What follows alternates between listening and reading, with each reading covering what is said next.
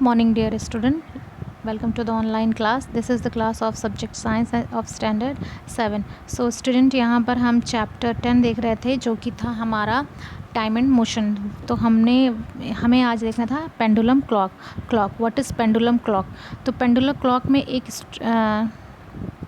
जो pendulum clock होती है it is based on the principle of periodic motion. ये पीरियोडिक मोशन पे बेस्ड होती है और इसमें जो होता है एक मेटालिक एक रस्सी जैसा होता है, उसे कहते हैं स्ट्रिंग्स. एंड इसके नीचे एक मेटालिक बॉल लाइक स्ट्रक्चर होता है दैट इज़ कॉल्ड बॉब.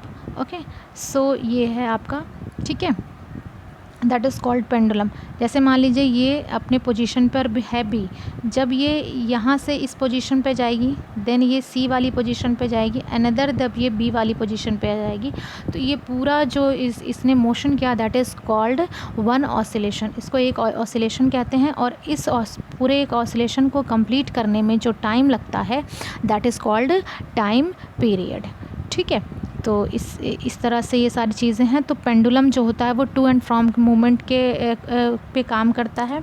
ठीक है, अब pendulum of about 25 centimetre length, इसकी जो लेंथ होती है वो 25 सेंटीमीटर होती है and takes exactly 1 second for 1 to and from minute. और 1 सेकेंड में ही जो होता है उसका 1 second exactly 1 second for 1 to and fro movement, यानी एक 1 to फ्रो मूवमेंट करने के लिए वो एग्जैक्टली 1 सेकेंड जो है वो यूज़ करता है. ठीक है, कैरेक्टरिस्टिक्स क्या हैं ऑसिलेशन के, यानी कि जो ये मोशन होता है इसका क्या कैरेक्टरिस्टिक्स है.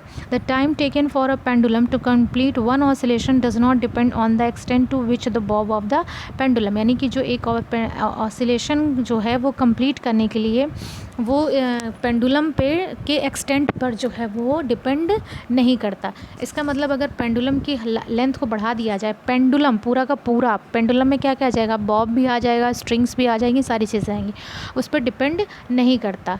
Time period does not depend on the mass of the Bob used. यानी कि अगर आप जो वो बॉब है, मेटेलिक बॉब है, उसको अगर उसका वज़न ज़्यादा या कम कर दीजिए या उस गोले को बड़ा कर दीजिए या छोटा ही रखिए तो उससे उसके टाइम पीरियड पर कोई भी इफ़ेक्ट नहीं पड़ेगा. ठीक है, the time period depends on the length of the string और वायर्स यूज्ड.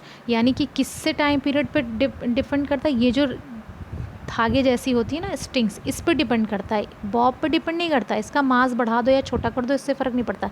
बट अगर इसकी लेंथ, इस रस्सी की जो लेंथ है जिस पे वो मेटालिक बॉल लगा रहता है, उसकी लेंथ ज़्यादा होगी तो टाइम पीरियड ज़्यादा होगा, और उसकी लेंथ छोटी होगी तो उसका टाइम पीरियड भी क्या होगा, छोटा होता जाएगा.